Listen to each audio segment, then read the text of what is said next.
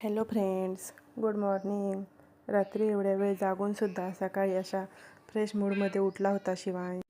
रात्री शिवांश 1 वाजता झोपला आणि सकाळी परत 4ला उठला.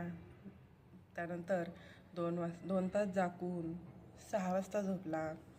त्यामुळे सकाळी आमची मॉर्निंगच 10-11 वाजता झाली.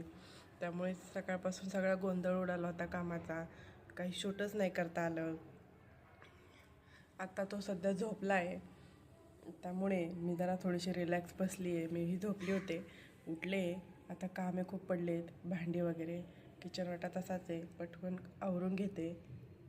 असे काही किचन वाट्याचे हाल झाले होते माझ्या, जे की मला आवरायचे होते. आज मी इडलीचं भिजत घातलं होतं. भांडी पण खूप पडली होती. त्यानंतर मला ते इडलीचं भिजत घातलेलं ते बारीक करायचं होतं.